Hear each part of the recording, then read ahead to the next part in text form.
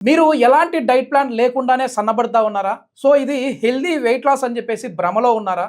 ఇది ఎలాంటి healthy weight loss అయితే కాదు. మీ బాడీలో ఒక డ్యామేజ్ అనేది జరుగుతుంది. కొంతమందేమో ఓవర్ వెయిట్‌తో బాధపడుతుంటే, కొంతమేమో మేము వెయిట్ తగ్గిపోతున్నామని చాలా హ్యాపీగా సంతోషపడుతుంటారు. బట్ చాప కింద నీరులా యెస్. రైట్ నీరు కప్పిన నిప్పులాగా ఇది ఎప్పుడు పేలుతుందో తెలియదనమాట.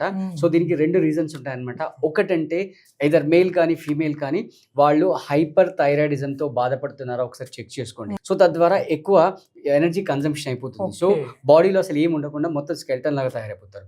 రెండోది వచ్చేసి diabetes. That is a muscle loss. Severe muscle loss అనేది జరుగుతుంది. డయాబెటిక్ ఉన్న వాళ్ళలో ఎక్కువగా మజిల్ లాస్ అవుతుంది. ఎస్. అండ్ ఇంకో విషయం ఏంటంటే, మీరు ఒక కంటిన్యూస్ 8 ఇయర్స్ ఏదైనా డయాబెటీస్ కానీ, బ్లడ్ ప్రెషర్ కానీ, థైరాయిడ్ కానీ కంటిన్యూస్గా మీరు కనుక ఈ మెడికేషన్లు అంటే మెడికేషన్ డిపెండెన్సీ మీద కనుక మీ లైఫ్ లీడ్ చేసినట్టయితే మీకు అడిషనల్గా ఇంకొక బోనస్గా ఇంకొక డిసీజ్ అనేది వస్తుంది.